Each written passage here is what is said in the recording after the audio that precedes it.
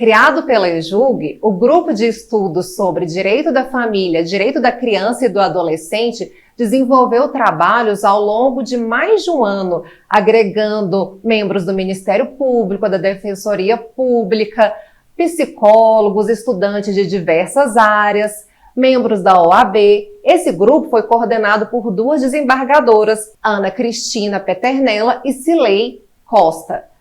E hoje elas estão aqui na EJUG, em um podcast para contar para a gente como foi o trabalho desenvolvido por esse grupo de estudos. Sejam bem-vindas à EJUG. Desembargadoras, vocês chegam ao final de um projeto, um grupo de estudos de mais de um ano de trabalho. E vamos voltar lá no começo. Como que surgiu a ideia de fazer esse grupo de estudos? A ideia surgiu inicialmente da própria EJUG. Nós, na verdade, desembargadora Cirlei e eu, fomos convidadas a coordenar esse grupo de estudos que veio na esteira de outros grupos de estudo que a EJUG trouxe para o âmbito do Tribunal de Justiça do Estado de Goiás.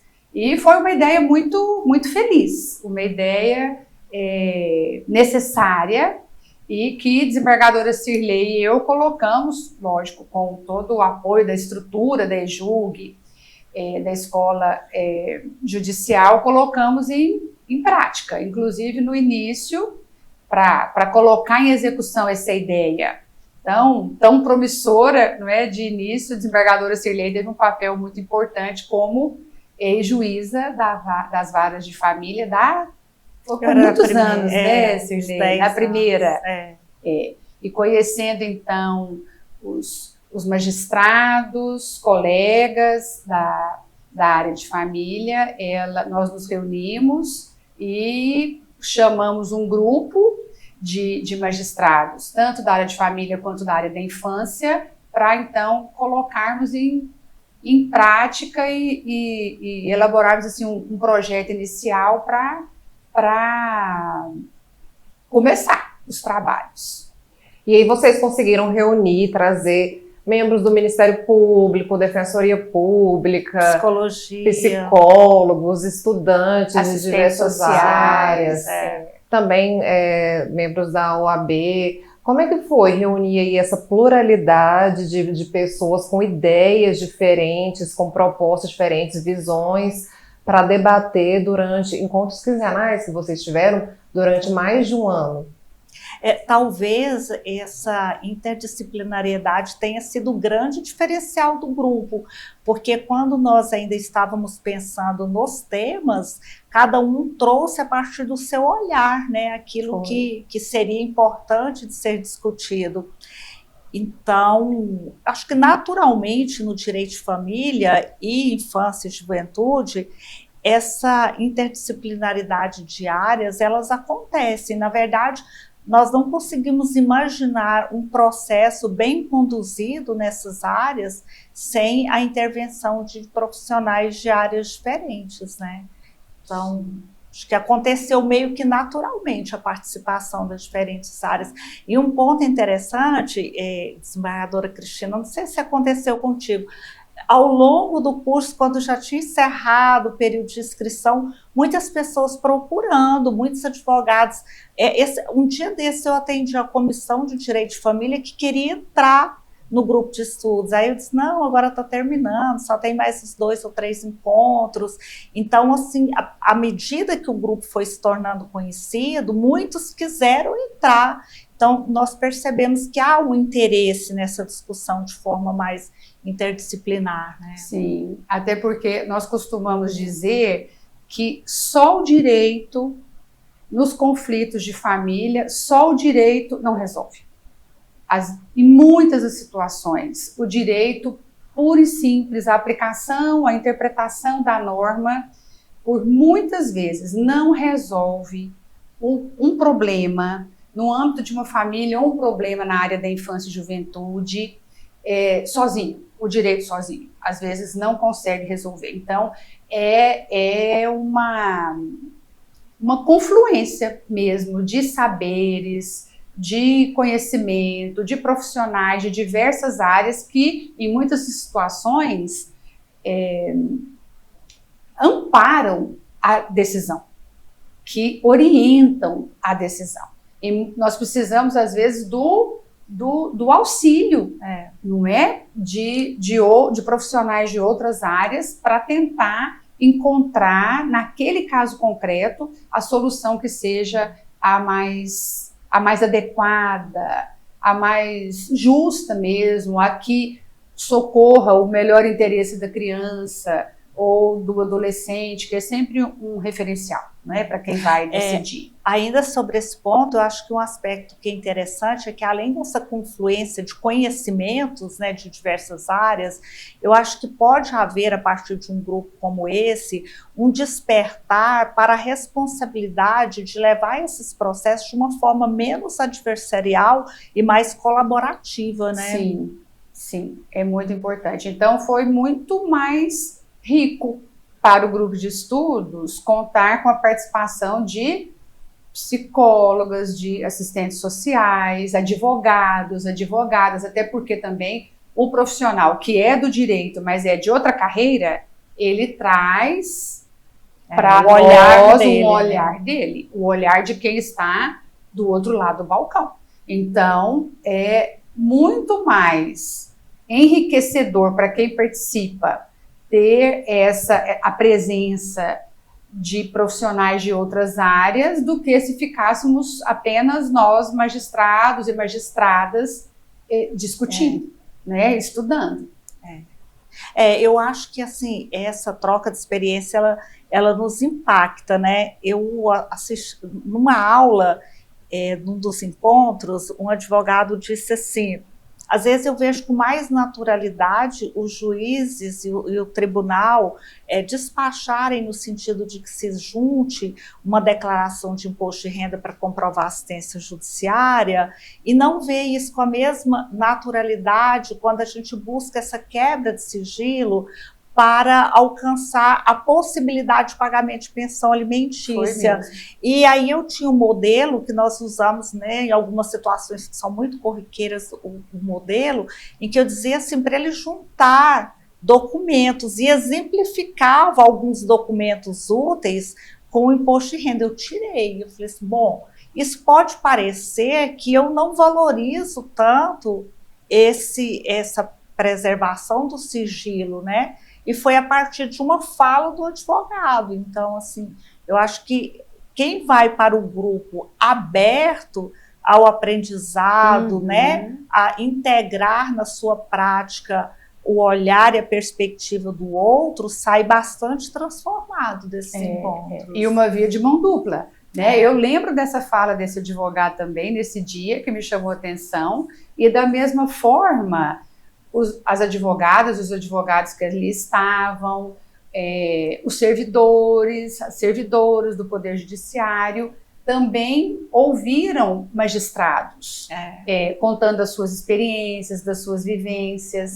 E nesse aspecto é que eu penso, o quanto o advogado, percebendo essa comunhão de esforços, talvez ele também mude essa perspectiva dele, que é adversarial, naturalmente, porque a nossa formação universitária é muito adversarial, né? É sempre ganhar ou perder. Então, é muito importante que o advogado, participando disso, também se abra para uma perspectiva que coloque a criança como sujeito a ser protegido por todos que integram o processo, ainda que ele defenda uma parte que é contrária à outra. Eu acho que é uma experiência, um importante campo para que essa experiência seja colocada em prática, né? Verdade. E aí já é o reflexo de um grupo de estudos que se propõe como teórico, não é? Porque ali a gente está estudando em teoria, estudando, apesar que às vezes a gente contava, né, de casos práticos, mas eu digo assim, o reflexo que o grupo de estudos promovido pela EJUG traz na atuação prática de cada profissional que estava ali, que é muito, muito importante, não é? Não fica só um debate, que eu quero dizer o seguinte, não fica só um debate interno, exatamente. Não é um debate só ali entre os participantes do grupo. Aquilo que é discutido, debatido, estudado ali, se reflete na prática. Num Isso é campo academia, concreto, no né? campo concreto, no caso concreto, como bem lembrou a desembargadora Cirlei. E isso é ciência, né? E isso é academia, quando você reúne esferas, você faz o debate, traz teoria, mas reúne a prática, você reúne esferas também, traz divergências de conceitos, de pensamentos e abre espaço para discussão. É muito interessante. Para que gere o aprimoramento, exatamente, né? Porque de que serviria, né, o conhecimento, exatamente. por mais aprimorado que fosse, se ele não fosse posto em prática. Exatamente. Por mais conhecimento que o judiciário tenha, que vocês tenham, é sempre importante ouvir o outro lado. Porque não fica só no campo cultural.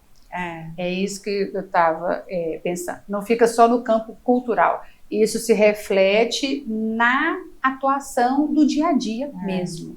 Na melhoria da prestação jurisdicional, Sim, que é o objetivo final. É o objetivo, ainda mais em áreas que são tão assim, nobres, tão sensíveis. Tão nobres. E dos temas que foram debatidos, que foram muitos temas, quais que vocês consideram assim, que teve mais avanços, que vocês gostariam de lembrar aqui? A gente poderia falar um pouco. Eu estava hoje relembrando o que nós estudamos nesse um ano e eu pude perceber que nós tivemos assim grupos de temas que eram temas muito da ordem prática mesmo. Nós discutimos despesas processuais, as tutelas provisórias no campo de família e no campo da infância, mas também temas muito sensíveis, mais contemporâneos, que têm uma necessidade mesmo de avanço. E aí eu me lembro, a desembargadora Cirlei pode me ajudar, mas eu me lembro de nós discutirmos assim, a entrega legal, porque é algo que nós temos na palestra de abertura, inclusive, a aula magna foi do ministro Fachin, do ministro do Supremo Tribunal. Inesquecível, uma aula inspiradora mesmo, do ministro Luiz Edson Fachin, do Supremo Tribunal Federal. E uma outra oportunidade, eu não lembro se foi nessa, mas eu me lembro de ver o ministro Fachin dizendo que nós temos cerca de 30 mil crianças em abrigos no Brasil. Então, é um número assustador. É um número que tem que levar à reflexão. Como que uma nação pode dormir em paz pensando que nós temos 30 mil crianças institucionalizadas sem família propriamente, ou às vezes vítimas da própria família, ou abandonadas pela própria família. Então, os temas ligados à adoção, à entrega legal, porque os juízes da infância trouxeram muito a experiência daquela situação em que a família, às vezes, a família de adotantes, né, ou adotante, ele quebra a ordem da fila para a busca de uma criança para adoção, né? Há um direcionamento para adoção, a adoção fica personalizada. Então, isso tem um impacto social assim, né, gigantesco. E talvez não seja nem bom que nós citarmos nomes, porque nós podemos ser injustos, mas eu acho que a experiência da doutora Célia e da doutora Maria do Socorro foi um diferencial nesse grupo. Foi mesmo. Porque as duas têm assim, uma história de dedicação à infância que são exemplares, né? E aí elas trouxeram algumas experiências, assim, aquilo que ainda é muito angustiante para quem está na prática, e de uma forma que eu acho que também foi muito significativa para o grupo.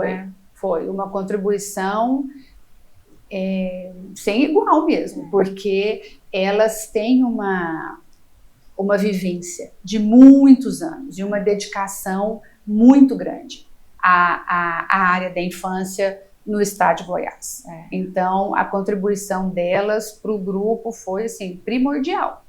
Foi assim, de impacto, né? Até porque elas trouxeram também uma conscientização, muitas vezes. Aquilo, eu ficava com muita esperança que aquilo que estava sendo ali debatido num grupo que às vezes, né, a gente pode considerar um grupo pequeno, mas que reverberasse. Com certeza, porque todos os participantes vão levar para as áreas deles, né? A Defensoria, o Ministério Público, os advogados. Todos vão levar para as áreas deles e isso vai reverberar. Nós tivemos uma exposição também do magistrado Dr. Eduardo, de família multiespécie, de direito animal, que era algo que eu acredito que poucos de nós tivéssemos estudado. E de um despertar mesmo, uma sensibilização eu ia perguntar sobre isso, esses temas que ainda são assim, muito delicados e talvez não tão debatidos, família multiespécie, a escuta, adolescentes transgêneros, eles também foram debatidos no grupo? Com muito cuidado, não foi? E teve aquela experiência mais acadêmica que uma advogada trouxe, a doutora, o sobrenome é Pinheiro, Jordana, que também foi uma abordagem sobre a proteção, cuidado, né, que eu achei que também é um tema que não é muito posto em prática, assim, em debate, porque a gente enfrenta muito o problema referente ao litígio, mas esse cuidado, essa proteção, que é um pano de fundo, ela quase não é discutida, né? E ela trouxe isso assim com rigor acadêmico, que eu achei muito bom. Não, foi muito rico mesmo. A discussão quanto o protocolo para julgamento com perspectiva de gênero, porque é um protocolo que se transformou numa resolução do Conselho Nacional de Justiça, mas ainda assim ele não tem uma aplicação que seja tão disseminada ainda. Então é também um tema que já poderia ter mais avanço, e a gente vê que na prática nem tanto, porque é uma resolução de aplicação obrigatória, mas é um assunto que nós vemos que ainda precisa ser mais divulgado, mais discutido, mais debatido, para ter mais efetividade. Para ser efetivamente exercido, né? Isso. Porque o que se percebe em relação ao protocolo é que ainda há muito desconhecimento. Às vezes nem se sabe que existe, quando sabe, não há uma compreensão do que seja. Isso. Às vezes, algumas pessoas acreditam que é um engessamento na forma de decidir, outros acreditam que é para criar uma desigualdade, privilegiar a mulher, e daí por isso entende que não é o caso de aplicar, enquanto o protocolo, na verdade, é uma proposta hermenêutica de interpretar a partir da compreensão de que lugar estão essas pessoas que são hipervulneráveis, indiscutivelmente, em razão da nossa história, né? E a proposta do protocolo é só localizar esses sujeitos de direito na condição que eles se apresentam no processo. E isso ainda é muito pouco compreendido, né? Compreendido. Então, são temas que surgiram, que têm que ser debatidos e que precisam realmente O grupo teve também esse papel, né, de levar para todos os participantes um conhecimento, ainda que não seja o suficiente, mas pelo menos um despertar para a necessidade de se aprofundar naqueles temas. E um dos resultados desse trabalho foi a produção, né, de artigos científicos que vão constar em 2 revistas acadêmicas da EJUG, a revista Goiáses e a Jurisdição em Movimento, que estão sendo inseridos nessas revistas. Queria que vocês falassem também um pouquinho sobre isso, sobre essas produções de artigos científicos. Vai ser o fruto, não é? O fruto, aliás, um dos frutos, na verdade, concretos, e disso que nós falávamos, da necessidade de que todos esses temas, aqueles que já são mais comuns, não é? Que não sejam tão novos, que não sejam às vezes tão sensíveis, mas também esses temas que são realmente que trazem essa preocupação de que haja um aprofundamento, de que haja mais conscientização, que haja mais conhecimento, que haja mais aplicação. Os artigos vão ter esse papel de dar essa concretude e de disseminar aquilo que foi debatido, não é, para ampliar ainda mais esse conhecimento e essa conscientização. E a própria temática da próxima revista, né, Goiás, eu acho que é muito propícia para trazer, que é direito das mulheres, né, para trazer a temática de família e infância e juventude de uma maneira geral. Na revista Direito e Movimento, que já está publicada há algum tempo, até eu publiquei junto com o assessor um tema de família que me parecia, que me parece ainda hoje, que é bastante problemático do ponto de vista do processo, porque atrasa bastante a jurisdição. Não vou falar sobre isso aqui, porque tomaria bastante tempo. Mas eu acho que a revista é um espaço muito importante para que se possa aprofundar um pouco naqueles temas, principalmente que nós vamos percebendo no dia a dia, que são problemas e que o grupo deu um suporte, né, de conteúdo para que possa ser desenvolvido agora e publicado e compartilhado de uma maneira mais aprofundada. Aprofundada e mais ampla, né, porque aí o conhecimento expande para além dos limites do próprio grupo de estudos. Né, que é o que a gente espera que aconteça. É isso aí. Desembargadoras, como que esse produto final aí, não só os artigos, mas esse conhecimento que vocês trazem, né, esse aprimoramento do conhecimento que vocês trazem nesse grupo de estudos, pode contribuir para essa prática diária do exercício da profissão de vocês e para o aprimoramento do trabalho do judiciário a partir de agora? Eu acredito assim que toda experiência ela traz alguma transformação, né? Ninguém entra no lugar e sai do mesmo jeito. Uma conversa dessa, ela de alguma forma, ela vai nos impactar. E eu acredito que o grupo, ele teve essa capacidade de impactar as pessoas, gerando sensibilidade, interesse por aprofundamento, empatia por profissionais de outras áreas. Eu acho que esses frutos, eles vão repercutir ao longo da vida profissional de todos que de alguma forma participaram dos grupos. Sem dúvida, vai ter impacto concreto, não só no campo do conhecimento, na aquisição de mais cultura, na aquisição de mais empatia, mas no dia a dia daqueles que participaram e tomara que tenha impactos muito positivos na vida das pessoas que precisam do trabalho desses tantos profissionais, que precisam do trabalho de juízes e juízas, dos servidores, do Poder Judiciário, de atendimento nas clínicas e nos consultórios de psicologia, dos setores da assistência social.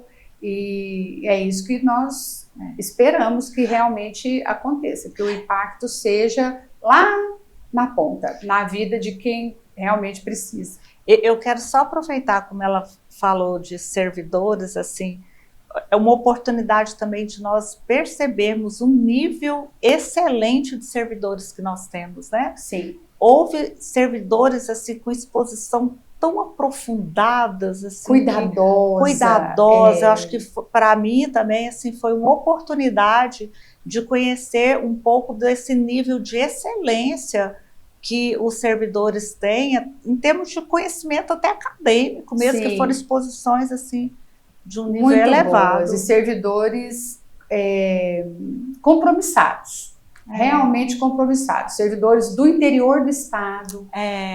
Nós sabemos que a vida de todas as pessoas hoje. É uma vida muito corrida, é uma vida muito difícil. A carga de processos que nós temos em todo, acho que no estado todo, não só no tribunal, no primeiro e no segundo grau, é uma carga muito pesada. Então, assistir esses servidores, essas servidoras do Poder Judiciário pararem de 15 em 15 dias, durante às vezes mais de 2 horas duravam as nossas reuniões, para poder se envolver com grupos de estudos e participar e tirar aquele tempo, foi realmente muito gratificante. Foram servidores de várias comarcas do estado, do interior do estado e daqui também da capital.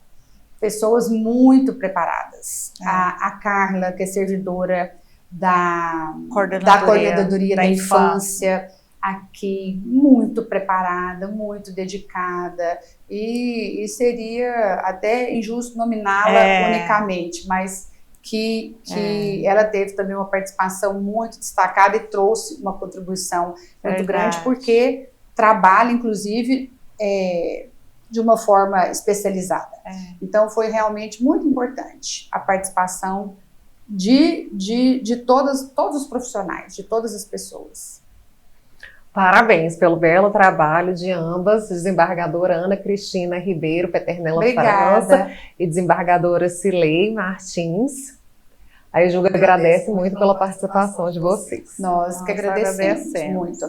Quero deixar aqui, inclusive, registrado meu agradecimento pessoal à EJUG pela iniciativa, por toda a estrutura fornecida, e dar os parabéns a todo o corpo diretivo e o corpo de servidores e servidoras da EJUG pelo trabalho que vem desenvolvendo. Digo da mesma forma. Volta com a relatora, né, Cirlei? Volto com a relatora, integralmente.